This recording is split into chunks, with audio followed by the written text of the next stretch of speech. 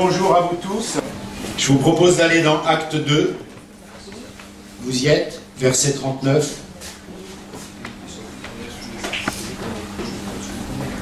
Après, on priera. La Bible dit la chose suivante. On peut commencer à partir du verset 38. Pierre leur dit, « Repentez-vous, et que chacun de vous soit baptisé au nom de Jésus-Christ pour le pardon de vos péchés, et vous recevrez le don du Saint-Esprit, car la promesse est pour vous, pour vos enfants, et tous ceux qui sont au loin, en aussi grand nombre que le Seigneur notre Dieu les appellera. » Seigneur notre Dieu, nous te prions, parce que tu nous attestes dans ta parole sur laquelle tu veilles que la promesse est pour nous. Tu nous attestes que la promesse que tu as faite, eh bien tu vas la signer ce matin. Amen. Tu nous attestes que tu veilles sur ta parole pour qu'elle s'accomplisse. Et nous croyons, Seigneur, que tu n'es pas un Dieu qui ment. Et nous avons cette certitude, par la puissance du Saint-Esprit, qu'au nom de Jésus-Christ ce matin, cette promesse va être scellée dans nos cœurs. Nous avons la certitude au nom de Jésus-Christ que même si le diable vient pour tenter de voler, pour tenter de dérober, pour tenter de séduire, pour tenter de mentir, il est vaincu au nom de Jésus-Christ. Parce que la promesse est pour nous. Et tu es mort, Seigneur, pour que tes promesses s'accomplissent. Qu'il en soit ainsi ce matin. Que toute pensée puisse être captive à Jésus-Christ. Pour la gloire et l'honneur du nom de Jésus. Amen. Amen. Vous n'êtes pas sans savoir que depuis plusieurs dimanches ou le mardi, nous sommes bloqués à Acte 2, où nous voyons ce qu'il s'est passé le jour de la Pentecôte. Et quand je dis bloqué, c'est volontairement parce que nous réfléchissons, nous méditons, nous essayons de comprendre et nous essayons d'être enseignés par la parole de Dieu qui nous dit la chose suivante.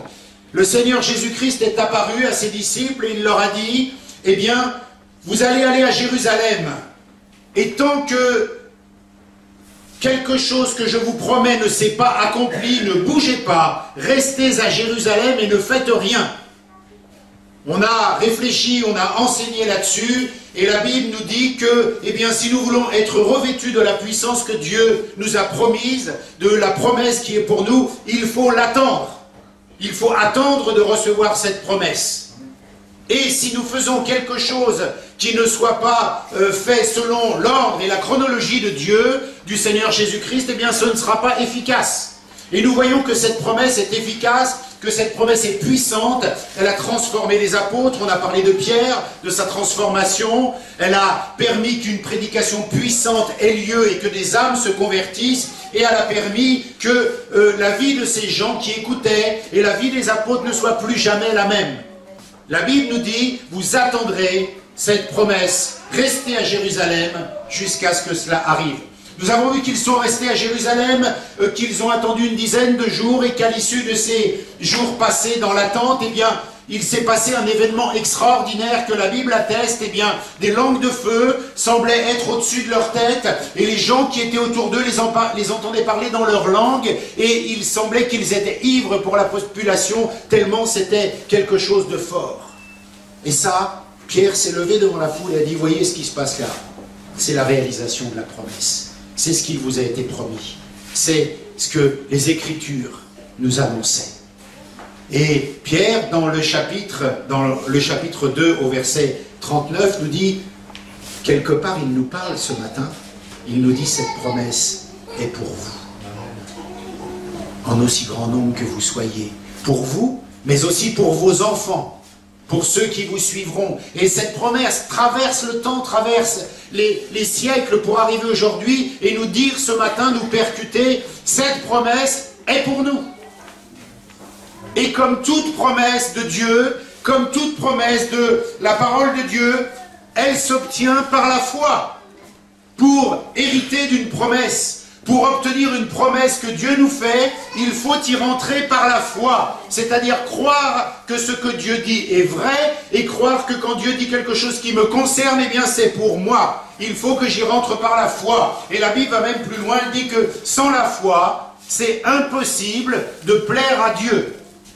Si je ne rentre pas dans ce que Dieu a prévu par la foi, c'est impossible que je puisse plaire à Dieu. C'est donc une promesse, elle s'obtient par la foi, c'est en même temps une expérience, nous l'avons vu, et je dirais que cette expérience, elle a des signes et elle a des conséquences.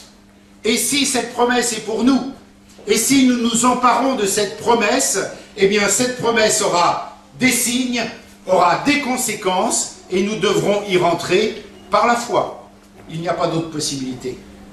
Je ne sais pas pourquoi, ne me demandez pas pourquoi Dieu a choisi que le moyen de communiquer avec lui soit par la foi, pour croire en ce qu'il dit, pour s'accaparer dans nos vies ses promesses, je ne sais pas, mais il a dit, sans la foi, il est impossible de me plaire. Alors, ayons la foi, croyons que ce que dit la Bible est vrai, et croyons que les promesses sont pour nous. Et croyons que ce que dit Pierre à la foule, eh bien c'est aussi pour nous ce matin, la promesse est pour vous. Et cette promesse, elle a été indispensable, on l'a décortiquée le mardi, on en a parlé quelques dimanches, elle a été indispensable pour que la vie des disciples, des apôtres, soit transformée. Et cette promesse, elle est indispensable pour que nos vies de croyants, nos vies de disciples, nos vies de chrétiens soient transformées. Sans attendre cette promesse qui nous a été faite, il ne se passera rien de solide selon la volonté de Dieu. Il faut obtenir la manifestation de cette promesse dans nos vies.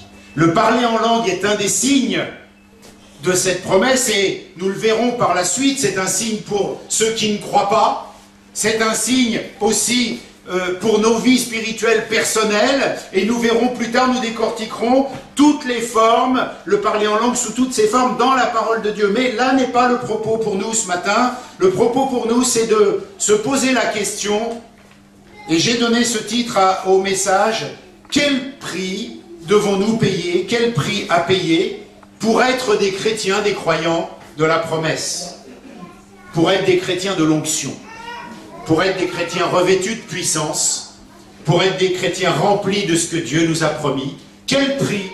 Quel est le prix? S'il y a un prix, je ne sais pas. On va essayer de décortiquer ensemble cela. Quel est le prix à payer pour que nous soyons des croyants de la promesse? Parce que cette promesse est pour nous, et nous devons vivre avec cette promesse. Et sans cette promesse, sans la matérialisation de cette promesse, avec ses signes, avec ses conséquences et avec ce qui se passe avec, nous ne serons pas des croyants de l'onction, nous ne serons pas des chrétiens de la promesse. Et nous ne serons pas héritiers de ce que nos pères en la foi ont proclamé. Et quelque part, nous déplaçons la borne que nos pères ont posée. Quelque part. Et la Bible dit, ne déplacez pas la borne que vos anciens, que vos pères ont posée. Nos pères en la foi ont déclaré ces choses. Pierre, le jour de la Pentecôte, déclare « Cette promesse est pour vous et pour ceux qui viendront après vous. Nous sommes ceux qui venons après, cette promesse est pour nous. Et nous ne pouvons pas faire l'économie de ce qui a été vécu là, nous ne pouvons pas passer à côté de ce qui est dit, et nous devons rentrer nous aussi, par la foi, dans cette promesse. Et ça nous met devant un défi. Adopter par la foi cette promesse, la vivre, avec ses signes, avec ses conséquences, et avec ce que la Bible dit. Quel est le prix à payer? J'ai décortiqué 3 prix, si on peut dire ça comme ça. Mais la première chose qu'il me semble importante pour vivre et être un héritier ou des héritiers ou des héritières de cette promesse se trouve dans le livre de Rois, le premier livre des Rois, chapitre 8. Premier livre des Rois, chapitre 8, versets 10 à 14. Premier livre des Rois, chapitre 8, versets 10 à 14. Nous allons lire ensemble à partir du verset 10. Au moment où les sacrificateurs sortirent du lieu saint, la nuée remplit la maison de l'Éternel. Les sacrificateurs ne purent pas y rester pour faire le service à cause de la nuée, car la gloire de l'Éternel remplissait la maison de l'Éternel. Alors Salomon dit, « L'Éternel veut habiter dans l'obscurité, j'ai bâti une maison qui sera ta demeure, un lieu où tu résideras éternellement. » Le roi tourna son visage et bénit toute l'assemblée d'Israël, et toute l'assemblée d'Israël était debout, et il dit, on ne lit pas la suite. Il y a ici, lors de la dédicace du temple, il y a ici pour nous un puissant enseignement pour que nous comprenions quel prix nous devons payer pour être héritiers de cette promesse. Vous allez me dire, mais où tu vas en venir? Tu vas loin là. Nous voyons là qu'au moment où l'onction, parce que de quoi héritons-nous? D'une puissance. De quoi héritons-nous? D'une onction particulière pour le service. De quoi héritons-nous? De quelque chose qui se voit par des signes, des prodiges, des miracles. Là, la Bible nous dit que quand Dieu vient manifester sa présence, sa gloire, et qu'il vient pour la dédicace du temple reposer sa gloire là où il veut qu'elle soit, premièrement, la Bible nous enseigne que les prêtres sortent. Ce qui est humain, charnel, les hommes sortent, parce que la gloire de Dieu ne peut pas cohabiter avec ce qui est humain. C'est une image, mais elle est lourde d'enseignement. Et deuxième chose que la Bible nous enseigne dans ce passage, et c'est un tout petit peu avant, l'onction de Dieu, la présence de Dieu, la gloire de Dieu, elle vient reposer sur les tables de pierre des commandements. Autrement dit, ce que la Bible vient nous enseigner là, c'est que pour qu'il y ait l'onction de Dieu, pour que Dieu vienne manifester sa présence, sa puissance, sa gloire, son onction particulière, l'humain doit sortir et la marque, c'est sur l'obéissance. Les commandements de Dieu, ce sont les ordres de Dieu. C'est ce à quoi il faut obéir. Et Dieu nous montre là que déjà dans l'Ancien Testament, quand le temple est dédicacé, que c'est Dieu qui vient dans le temple que Salomon a fait, et c'est le jour de l'ouverture, je dirais, de l'inauguration, on peut dire ça comme ça, Dieu dit dehors les hommes et ma gloire sur mes commandements. Pour être un chrétien de l'onction, il faut prendre exemple là. Et j'ai repris une phrase qui n'est pas de moi mais qui est lourde de poids aussi. Il n'y a pas de chambre haute sans la croix. Il n'y a pas d'huile sans le sang. L'huile, c'est l'onction. Mais avant qu'il y ait l'onction de la Pentecôte, il y a eu la Pâque. Il y a eu la crucifixion. Il y a eu l'obéissance de Jésus-Christ à la croix mort pour nous, pour que tout cela puisse arriver par la suite. Il n'y a pas de Pentecôte sans la Pâque. Il n'y a pas d'huile, l'huile d'onction qui est déversée sur nous pour que nous ayons ce revêtement de puissance, sans le sang de Jésus. Et la Bible nous dit qu'il n'y a pas de gloire de Dieu sans l'obéissance au commandement de Dieu, et que lorsqu'on veut obéir au commandement de Dieu, c'est une image, l'être humain, l'homme, le charnel, là c'est les prêtres, mais on comprend l'image, doit s'en aller. Ils sont obligés de sortir à ce moment-là. Il n'y a pas de puissance sans sanctification. Il n'y a pas, je dirais, de puissance sans sanctification et pas de puissance sans amour.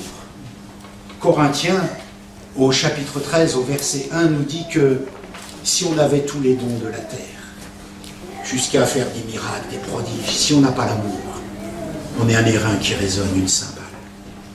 Le Saint-Esprit, quand il nous revêt de son onction, n'accepte que l'amour comme chose valable pour la manifestation de cette puissance.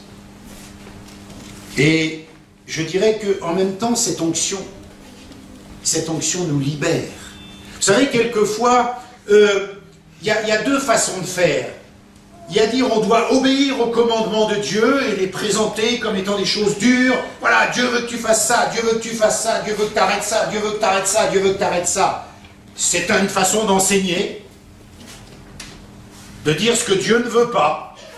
Mais il y a une autre façon, c'est de dire Seigneur, libère ton onction au milieu de nous, parce que ton onction va nous enseigner toutes choses. Et quelquefois, quand la présence de Dieu est là, nous n'avons pas d'effort à faire pour être convaincus de ce qui est bien ou de ce qui est juste. Et si nous le faisons si nous le laissons se déverser par l'amour de Dieu, eh bien la conviction naturelle de la chose se fait, et c'est tout naturellement qu'on se dit, mais puisque j'aime Dieu, je dois faire ça. Et il n'y a pas de coercition sur nos vies, il n'y a pas de joug, il n'y a pas de loi, il n'y a pas de choses qui ne soient pas du domaine de la liberté, parce que l'amour de Dieu pour nous, quand l'Esprit de Dieu la déverse dans nos cœurs, nous convainc tout simplement que c'est bien de faire cette chose par rapport à ce que Dieu veut. Et c'est une autre école. Soit on enseigne durement, soit on libère l'onction. Mais je préfère que l'onction de Dieu soit libérée pour qu'elle nous enseigne les choses que Dieu veut. Et quelquefois nous trouvons, nous l'avons vu dimanche dernier, la vie de foi, la vie des croyants difficile, parce que c'est du sacrifice, c'est de la discipline, c'est des choses à faire, c'est d'autres à ne pas faire. Et c'est d'autant plus dur si nous n'avons pas la promesse avec nous. Si nous ne sommes pas héritiers et si nous n'avons pas vécu en tant qu'expérience cette promesse dont la Bible parle. Parce que cette promesse nous remplit d'amour et c'est la seule motivation qui soit acceptée par le Saint-Esprit pour faire quelque chose. C'est la seule motivation. Nous avons pris l'exemple de Jésus, si vous vous en souvenez, juste après avoir été revêtu du Saint-Esprit, c'était le message de dimanche dernier, eh bien il est allé dans le désert pour être tenté par le diable. Là aussi, il y a une chronologie parfaite. Le timing est bon. Il n'a pas été dans le désert avant d'avoir été revêtu par le Saint-Esprit.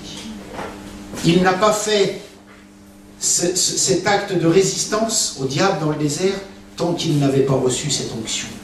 La Bible dit que le ciel s'est ouvert, que l'Esprit est descendu, vous vous rappelez du message de dimanche dernier, et que la voix s'est faite entendre. Mais là aussi, il y avait une chronologie.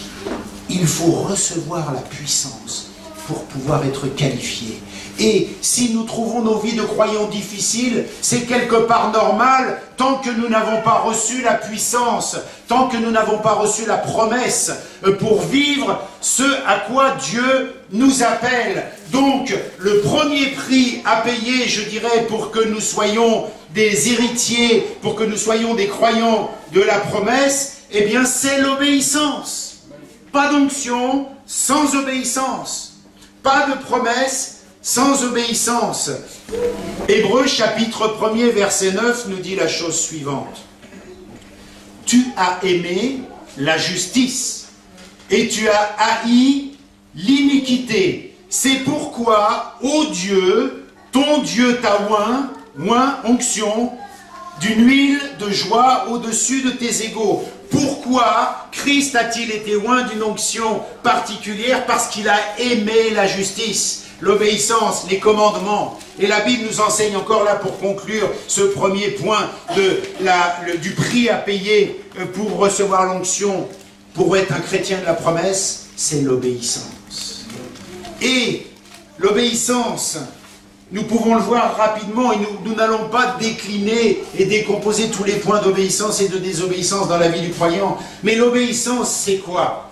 Pour résumer, l'obéissance, c'est faire ce que Dieu ne veut pas que je fasse, mais c'est aussi ne pas faire ce qu'il veut que je fasse. Est-ce que c'est clair? Bon, Dieu dit ne vole pas. Ça, il ne veut pas que je le fasse. Et je le fais. Je désobéis. Ça, c'est une désobéissance. Mais maintenant, il y a une autre forme de désobéissance. C'est, je t'appelle à me servir et je veux que tu fasses ça et tu ne le fais pas. C'est aussi une désobéissance. Parce que là, Dieu te dit ce qu'il veut et tu ne fais pas ce qu'il veut. Tu lui désobéis.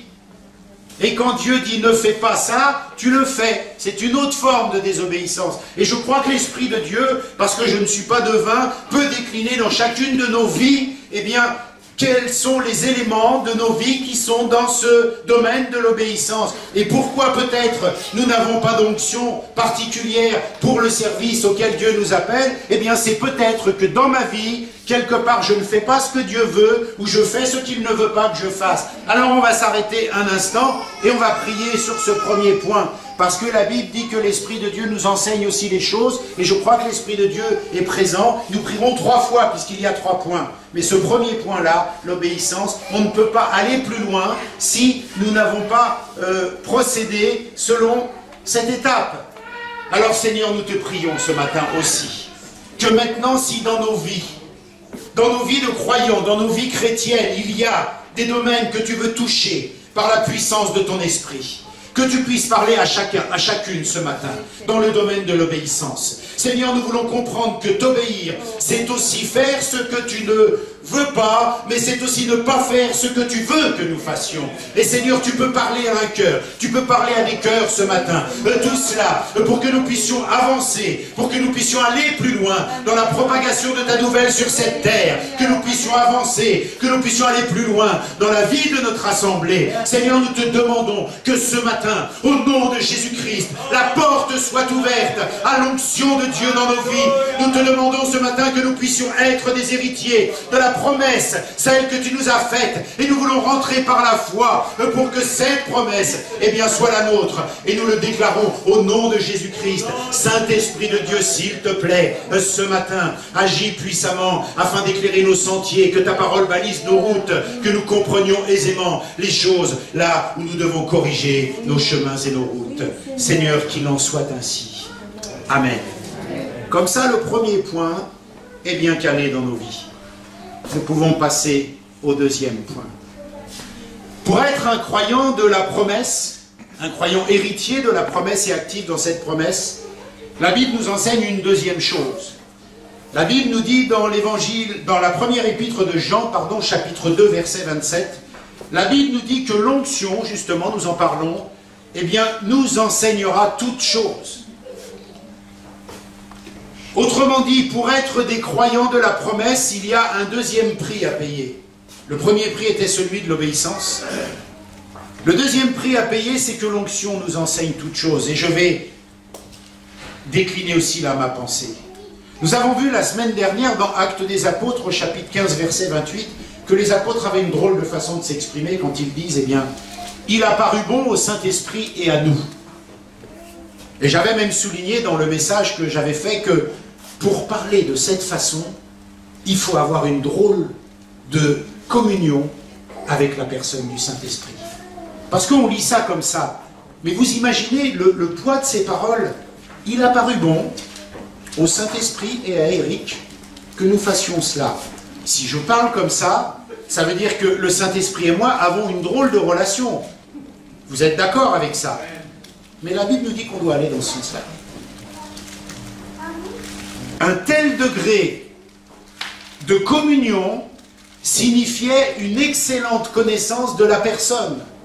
Si les apôtres peuvent parler comme cela, c'est qu'ils connaissent vraiment bien et qu'ils ont vraiment une relation avec la personne du Saint-Esprit. C'est évident. Et je crois que on ne connaît pas une personne si on ne passe pas du temps avec elle. Je connais mon épouse depuis 30 ans. Sincèrement, quelquefois, il suffit juste qu'on se regarde pour se comprendre. Parce qu'il y a vraiment... Je connais ma femme. Ma femme connaît son mari. Parce que nous avons une réelle communion. Nous passons du temps ensemble. Nous nous connaissons. Nous ne sommes pas des étrangers. Et c'est à ce niveau de relation qu'il faut arriver dans la parole de Dieu avec la personne du Saint-Esprit. Passer du temps avec le Saint-Esprit. On va aller plus loin. La Bible nous dit dans Matthieu chapitre 14, verset 25, que Jésus lui-même, le modèle, passe du temps en prière et la nuit. Jusqu'à la fin de la nuit, nous dit ce passage. Il reproche même aux siens, dans Matthieu chapitre 26, verset 40, il dit, mais enfin, vous n'avez même pas pu tenir une heure avec moi. Et lui, le maître, le modèle, va passer du temps dans la prière, va passer du temps dans la communion, va passer du temps dans la prière avec son Père, va passer du temps dans la puissance du Saint-Esprit. Le maître, le modèle fait cela, et nous pourrions en être exempts. Ce n'est pas possible. Ce n'est pas possible. Si le maître l'a fait, nous devons le faire. L'apôtre Paul nous dit qu'il priait en langue plus que tous.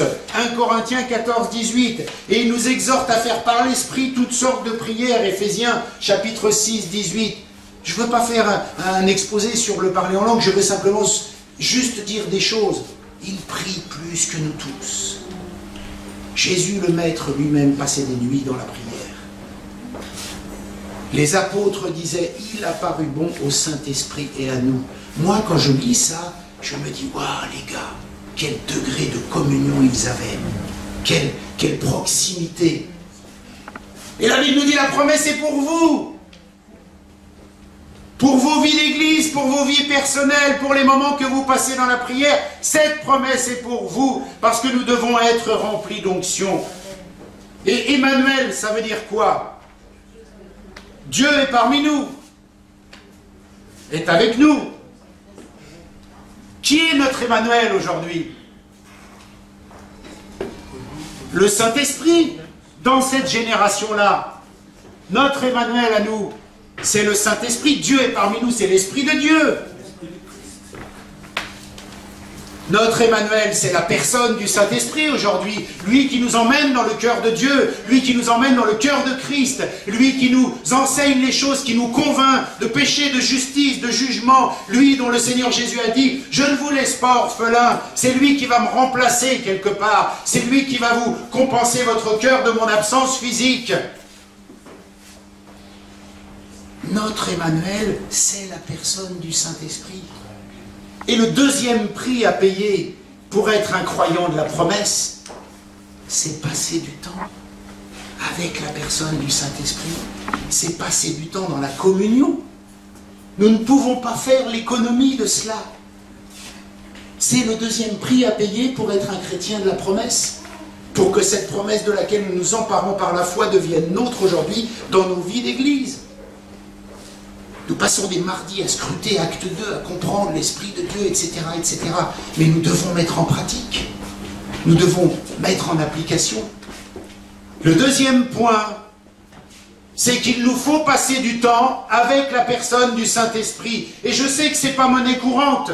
Je sais que ce n'est peut-être pas complètement évident. Je sais que même certains ont peur. Mais l'Esprit de Dieu est une personne et c'est notre Emmanuel à nous dans notre génération, dans notre temps et dans notre siècle. Alors il faut commencer, merci Jean-Blaise, il faut commencer à prendre cas de la personne du Saint-Esprit. Il faut commencer à se dire, mais bon, je dois passer du temps avec la personne du Saint-Esprit, que ça devienne familier pour moi, qu'il devienne une personne que je comprends, que je reconnaisse, avec qui je parle, avec qui je communie, que je n'ai pas peur de cela. Il faut qu'on passe ce temps-là. Il faut que ça devienne une habitude. Il faut que nous nous entraînions comme des athlètes à avoir une dévotion aussi par rapport à cela. La Bible dit que certains prophètes priaient matin, midi et soir, qu'ils passaient du temps. Nous devons ponctuer nos journées de moments de prière aussi. Nous devons avoir cette dévotion. Il faut, mon frère, ma sœur, que tu puisses dire, il a paru bon au Saint-Esprit. Et à moi, que je fasse cela, ou que nous fassions cela en tant qu'Église. Il faut qu'on arrive à ce degré de communion, parce que la Bible dit la promesse est pour vous. Et je le rappelais dimanche dernier, Jésus-Christ a dit, vous ferez des choses bien plus grandes que celles que j'ai faites. Et pour arriver à faire des choses comme cela, il y a un prix à payer. Et le prix à payer, c'est passer du temps dans la prière, dans la relation avec l'Esprit de Dieu, dans la communion, pour pouvoir vivre les choses qui nous ont été promises, pour pouvoir accéder aux choses que Dieu a promises au travers de la puissance de son Esprit. Deuxième point, deuxième prière. Seigneur, fais-nous grâce. Fais-nous grâce de rencontrer la personne du Saint-Esprit. Ô cher Saint-Esprit de Dieu, viens remplir nos cœurs de Jésus-Christ. Viens remplir nos cœurs de la parole. Viens remplir nos cœurs de zèle. Viens remplir nos vies d'onction particulière, celle de la promesse, celle qui a été faite pour nous. Saint-Esprit de Dieu, nous voulons t'accueillir dans toute la plénitude qui est la tienne. Nous voulons que tu puisses te sentir libre dans nos vies. Nous voulons que tu puisses te sentir libre dans nos rassemblements. Nous voulons que tu puisses te sentir libre dans nos moments de prière. Nous voulons te découvrir encore plus. Nous voulons te connaître encore plus. Nous voulons avoir des moments plus longs et plus intenses avec toi. Et nous te demandons de nous faire grâce. Que tu ne sois pas un étranger pour nous. Que tu tu sois l'Esprit de Dieu qui nous conduise dans toute la vérité, qui nous conduise dans tous les domaines où nous devons aller parce que Jésus-Christ veut nous envoyer par là. Oh, Saint-Esprit de Dieu, viens. Saint-Esprit de Dieu, distribue les dons dans nos rassemblements. Saint-Esprit de Dieu, équipe-nous pour le service auquel tu nous as appelés. Saint-Esprit de Dieu, fais-nous grâce, que nous vivions une ère nouvelle, que nous vivions un temps nouveau, que nous vivions des moments particuliers avec toi. Oh, laisse-toi découvrir à chacun de nous, s'il te plaît, pour la gloire et pour l'honneur du nom de Jésus-Christ. Amen. Oh, Saint-Esprit, que nous puissions avoir la saine habitude de laisser la place à l'Esprit de Dieu. Ce n'est pas la place au n'importe quoi, c'est la place à l'Esprit de Dieu. C'est la place à celui sans qui nous ne pourrons pas être héritiers de la promesse, puisque c'est lui qui vient véhiculer cette promesse au milieu de nous. C'est lui qui vient nous remplir de cette promesse. Il est le mieux placé pour nous en parler. Le troisième point, le troisième prix à payer, que moi en tous les cas j'ai relevé, eh bien, c'est une promesse qui est faite pour nous pour servir. Et le prix sera celui du service et du travail.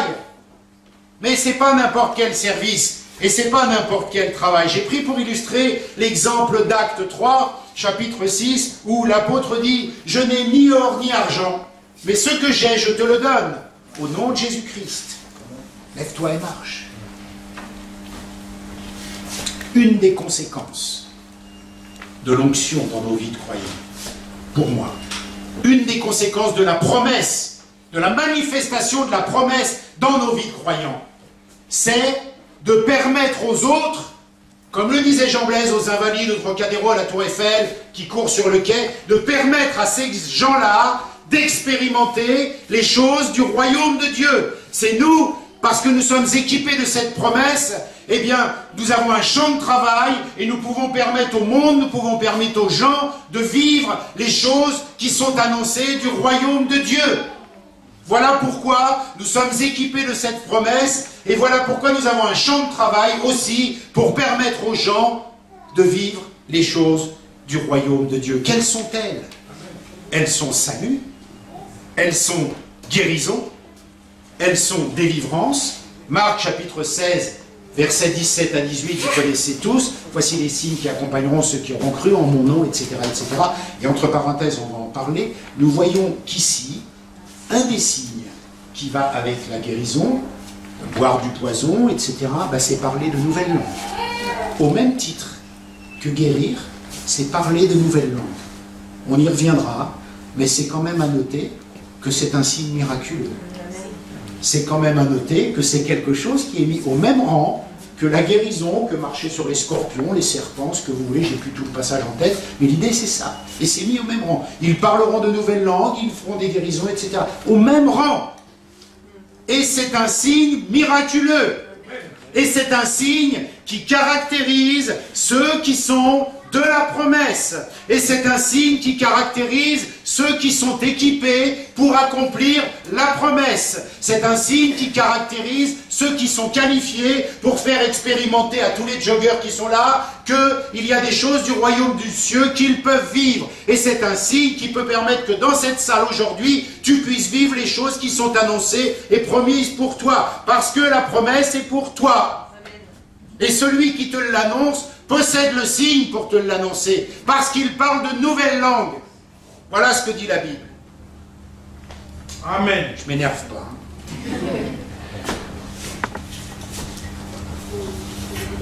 Une autre conséquence de l'onction de la promesse, une autre, celle que nous venons de voir était pour le monde, une autre est pour le corps de Christ.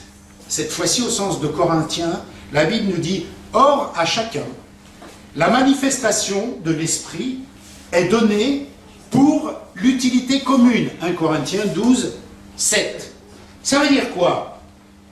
Ça veut dire que si je suis un chrétien de cette promesse, si je suis un chrétien d'Acte 2, 39, qui dit que la promesse est pour moi, eh bien, je reçois des choses de cette promesse qui sont utiles pour la génération, maintenant, des gens qui ne connaissent pas Dieu, mais qui sont aussi utiles pour le corps de Christ. Et là, on dit Amen. Merci. Amen. Non, c'est pour qu'on se détende, parce que c'est très profond, ça. Et je prends souvent cet exemple, mais c'est vraiment criant de vérité. Pour le corps de Christ, il y a tellement souvent des malades au milieu de nous. Mais bon sang, que celui qui a le don de guérison, au sens, l'exerce. Pourquoi il faut que l'assemblée soit remplie de dons? Parce que moi-même, le jour où je suis malade, je serais ravi que mon frère ou ma soeur qui a reçu ce don me le communique. Enfin, tout du moins, la conséquence de ce don dans ma guérison. Donc il faut, si vous avez reçu ce don de guérison, manifestez-le, parce qu'il y a beaucoup de malades dans l'assemblée, et comme ça, les malades seront guéris. Si vous avez reçu un autre don, mais manifestez-le, parce qu'il correspondra à un besoin du corps de Christ aussi. Donc, il ne faut pas fuir tout ça, il faut le rechercher. Et si nous sommes héritiers de la promesse, nous l'avons. C'est en nous, ça nous est donné. Parce que le même esprit qui ressuscite à Christ, eh bien, c'est le même qui est en moi. Et c'est pour cela que je ferai des choses bien plus grandes peut-être que Christ a faites. Je ne sais pas ce que ça veut dire, je ne sais pas comment c'est prévu, mais je sais que le même esprit qui a ressuscité Christ est en moi. Et s'il est en moi, il va faire les mêmes choses qu'il faisait avec le Seigneur. Et je ne vais pas dire que je vais me balader et que mon ombre va vous guérir, mais ça peut être des choses dans ce genre-là. Je ne vais pas dire que mon mouchoir, si tu es malade, je vais l'appliquer sur toi et qu'il va vous guérir, mais ça peut être des choses dans ce genre-là. Parce que l'Esprit de Dieu qui était sur Pierre, Paul, Jacques et qui tu veux, il est sur toi et en toi surtout. Amen. Mais c'est énorme. Il faut qu'on réalise ça. Il faut qu'on rentre dans cela. Et je dirais qu'une promesse pour servir,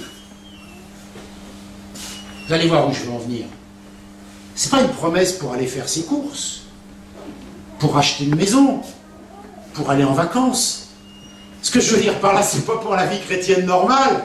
Si tu vas au supermarché, tu n'as pas besoin d'acte de 39.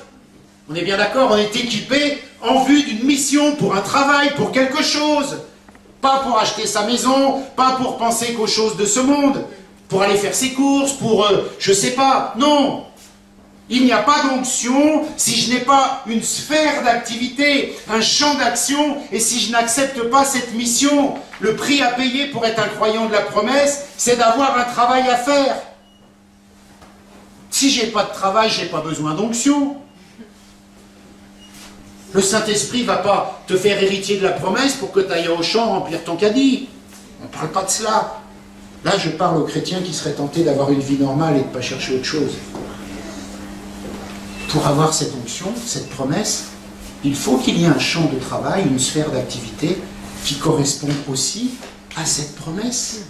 Parce que l'Esprit de Dieu, le jour de la Pentecôte, est venu sur les disciples, pas pour qu'ils s'achètent une maison, ou pour que l'artisanat de Pierre en pêcherie ou en pêche et poisson grandisse. Non. C'est pour qu'il soit rempli, qu'il annonce l'Évangile. Et pour qu'il n'ait plus peur quand il sera persécuté, qu'il ne sente pas la douleur, et qu'il soit efficace de se lever devant 3000 et 5000 personnes. Voilà pourquoi il a reçu cette onction. Et nous croyons, l'onction, tout ça, et quand on rentre chez nous, bon, la maison, je vais l'acheter, je ne vais pas l'acheter, au boulot, c'est pas pour ça. Et je ne jette pas au chien toutes ces choses-là, hein, attention, comprenons-nous bien. Quand le Seigneur me demande de le suivre, quand il dit « toi, suis-moi », c'est pour nous faire rentrer dans un travail pour lequel il nous a également sauvés. On est bien d'accord? C'est pas pour faire des choses basiques, banales, c'est pour faire des choses du royaume de Dieu, des choses qui sont les siennes. Et le « toi, suis-moi », j'ai noté là dans mes notes, se décline dans ma vie personnelle. Toi, suis-moi. Ça ne veut pas forcément dire, c'est pas je suis Jésus et je marche derrière lui, comme peut-être ça nous semble quand on lit la parole, toi, suis-moi, et le gars il se lève, il suit Jésus. Non, c'est toi, suis-moi, dans ta vie, dans le travail que je vais te donner, dans l'église où je vais te placer, toi, suis-moi. Toi, fais quelque chose là, et le quelque chose là que tu vas faire, eh bien fais-le avec la promesse, parce que le quelque chose là que je te donne, eh bien c'est spirituel, c'est puissant, c'est une sphère d'action, c'est un champ d'activité, c'est quelque chose que tu dois faire. Et là, je vais te donner une puissance pour faire ça, mais pas pour aller au champ faire tes courses. Parce que ça, tu y vas tout seul. C'est une promesse de puissance pour le cadre dans lequel je suis placé. Rendez à César ce qui est à César. Voilà, Jean Blaise dit rendez à César ce qui est à César. Tant qu'il est pasteur, vous avez vu, il connaît des choses. Travailler dans sa vie personnelle aux choses du royaume. On va y venir. Parce que là, on touche des choses qui sont importantes. Je voudrais parler de l'église locale. Le champ de travail. Pourquoi? La Bible nous enseigne, grosso modo, que nous sommes une graine de Dieu plantée selon un principe de vie et de croissance. D'accord? L'Esprit de Dieu a régénéré notre esprit mort aux choses de Dieu, nous a donné la possibilité par ce merveilleux miracle de devenir une nouvelle créature en Jésus-Christ, la nouvelle naissance, et une vie est venue en nous. Et cette vie qui est venue en nous possède un principe, parce que dans la vie il y a la vie, possède un principe de vie et de croissance. Ça veut dire que Dieu m'a donné ce principe, m'a insufflé ce principe de vie et de croissance. Il n'est donc pas fait pour que je stagne, il n'est donc pas fait pour que je ne fasse rien, parce qu'autrement, le grain va mourir. Je dois être dans une dynamique de vie et de croissance. Et tout cela se fait dans une terre qui est mon écosystème, dans lequel Dieu m'a placé. D'accord? Comme un bébé dans le ventre de sa mère, il a son écosystème pour sa vie. Et ce que je veux dire par là, c'est que, je vais essayer de bien m'expliquer. On a un travail à faire. On a compris, j'ai été clair jusque-là. Et ce travail, c'est un travail spirituel pour les choses de Dieu. Beaucoup de notre génération veulent rester chrétiens, oui, ça c'est d'accord, mais veulent faire ce travail dans un champ qui n'est pas leur écosystème. Je vais parler de l'église locale. L'église locale, c'est un endroit où Dieu nous place. Dans cet endroit, nous avons la possibilité de vivre une croissance, de vivre une vie, d'exercer un service, un travail, une activité, un don, ce que Dieu me donnera en vertu de cette promesse-là. Et c'est dans ce champ d'action-là que je vais pouvoir le faire. Ça barre la route à, si vous voulez, cette notion de « moi je suis chrétien, j'appartiens à l'Église universelle ». Oui, mais comme je le dis, Dieu nous a créés dans des limites physiques. Je suis un être humain avec des bras, des jambes, et je ne peux pas étendre mon bras au-delà du côté de la scène. Donc, il nous donne aussi dans nos limites physiques une sphère d'activité, un champ d'activité. Et c'est dans ce champ d'activité où Dieu nous place que nous pouvons faire les choses qui sont en rapport avec cette promesse. Pourquoi? Certains diront, oui, ben on peut évangéliser, je parle à mon collègue de travail, ça y est, je l'ai évangélisé. Oui, mais Marc 16 dit, allez de par le monde, évangélisez, et faites des disciples. Comment on fait un disciple? Il faut bien lui enseigner. Il faut bien lui parler plusieurs fois. C'est pas mon voisin à qui je vais parler une fois de Jésus-Christ qui va devenir un disciple. Un disciple, c'est faites des disciples. C'est le rôle de l'Église. C'est le rôle de l'endroit où Dieu m'a placé. C'est là aussi que je suis efficace. Je ne peux pas être coupé de ma base. Je ne peux pas être coupé de ma base. Et c'est pourquoi sur Paris, nous voyons tant de gens qui vont d'église en église et qui sont toujours insatisfaits. Parce qu'ils ne sont pas dans le principe de vie et de croissance locale où Dieu les a placés tout simplement. Ils ne sont pas dans cette dynamique-là. Ils ne sont pas dans ce que Dieu te donne une famille locale. Dieu te donne un cadre dans lequel il veut que tu travailles et que tu exerces toute la plénitude de ce qu'il veut que tu fasses pour lui en vertu de la promesse.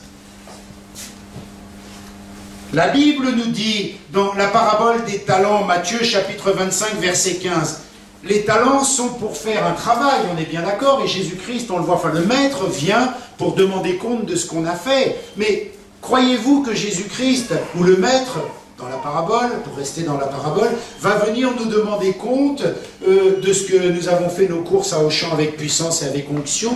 Non. Christ va nous demander des comptes sur le travail que nous aurons fait dans le cadre de ce qu'il nous a donné dans aussi ce pourquoi il est mort, l'Église. Il vient rechercher son Église. C'est donc bien dans son Église que je dois produire les fruits. Alors vous allez me dire, mais là t'enlèves toute évangélisation. Non, pas du tout. L'Église, c'est sa mission d'évangéliser. Et ça peut se faire parfaitement. Est-ce que je me suis bien exprimé? C'est pas évident à tout expliquer ça. Mais c'est tellement important. Quand le maître va nous demander des comptes, il nous demandera des comptes pour ce que nous avons fait dans le cadre de ce qui est le plus cher pour lui. Son Église. L'Église du Seigneur. Qu'as-tu fait comme travail? Comment as-tu exercé ta sphère d'activité? Comment as-tu été le véhicule de cette promesse qui est pour toi et pour les tiens dans le cadre du champ où je t'ai placé? Alors je ne suis pas en train de dire l'église locale 100%, puis tout ailleurs est mauvais. Mais si Dieu te plante quelque part, c'est là que tu dois être. C'est là que tu dois travailler. Et le travail, c'est un prix à payer. Ça veut dire qu'on ne peut pas être des chrétiens. On ne peut pas être des croyants. Comme je le dis souvent maintenant depuis que nous sommes ici, spectateurs. Parce que le spectateur ne fait rien. Nous sommes obligés, c'est un prix à payer. Si je veux être efficace et avoir une onction, il faut que j'ai un champ d'action. Et ce champ d'action, je ne le trouve pas n'importe où. Je le trouve dans l'écosystème dans lequel Dieu me place, et pas un autre. Et les comptes que je rendrai sont des comptes que je rendrai par rapport à ce que j'ai fait pour ce pourquoi il est mort aussi, l'Église, dans sa généralité. Mais si on commence à partir dans l'Église universelle et tout, c'est bon, mais le frère chinois qui est en Chine, bon, comment je peux la vie fraternelle avec lui? C'est là, localement, que je dois agir. Alors peut-être c'est pas dans cette église que Dieu te place. Pars, va dans une autre église, c'est pas un problème. Mais sois planté là où Dieu t'a mis. Aie un cœur pour là où Dieu t'a mis. Aie cet esprit de corps pour là où Dieu t'a mis. Et je ne fais pas du recrutement parce que peut-être que Dieu va te placer ailleurs, j'en sais rien. Mais la règle sera la même, le message sera le même ici ou ailleurs. L'important, c'est de saisir les vérités, l'esprit de corps, l'esprit de famille. Je disais aux jeunes, quand on a eu cette réunion de jeunesse, je disais, vous savez, les voyous, des fois, ils ont une règle terrible, c'est qui? Voilà, je meurs pour toi, quoi. On fait des bêtises ensemble, mais je te lâche pas. Et on doit retrouver cet esprit. Ouais, on doit retrouver cet esprit. Je veux dire, il ne faut pas être des voyous, vous m'avez compris. Mais cet esprit de corps, nous sommes une famille, la famille de Christ. Et là où Dieu me place, je travaille, là où Dieu me met. Et j'agis. Et mon frère est précieux pour moi. Parce que c'est comme si c'était un Navy Seals avec qui je me bats et je dois mourir pour lui parce que je le protège. Et lui, il ne voit pas ce qu'on lui fait dans son dos, mais moi je suis son dos. Je le surveille dans le dos. Pour pas qu'on lui fasse des coups tordus. Amen. Vous savez, dans l'entreprise où je travaille, à la RATP, à un moment j'avais fait le recrutement pour la sécurité et tout, et on avait des stages comme ça, et on nous apprenait à être le dos de notre binôme. C'est-à-dire que quand notre binôme, celui avec qui on travaillait, il allait à l'affrontement ou des choses comme ça, eh bien nous, on était chargés de surveiller ce qui lui arrivait par derrière son dos. Et je ne devais pas lâcher l'affaire, je devais toujours être là, et il devait compter sur moi. Il devait compter sur moi, parce que si je ne surveillais pas son dos, il pouvait se faire planter par quelqu'un. Il fallait que je le voie. C'est la même chose dans l'église. Si Dieu me met là, je meurs pour là, ou je fais rien. Mais si je fais rien, je ne suis pas dans le travail que Dieu m'a donné, et je n'ai pas rempli la troisième condition d'avoir une sphère d'activité. Et je ne peux pas exercer la promesse. Je ne peux pas être rempli de l'onction, puisque je n'ai pas de champ d'action. Vous comprenez ? Et si nous restons dans cette idée de tiédeur, de spectateur, eh bien, l'horloge du temps va avancer sur le monde et, je dirais, nous n'allons pas faire notre part avec l'onction de cette promesse. Nous voyons des choses abominables se passer dans notre société, mais qu'est-ce qu'on fait, nous, pour ça ?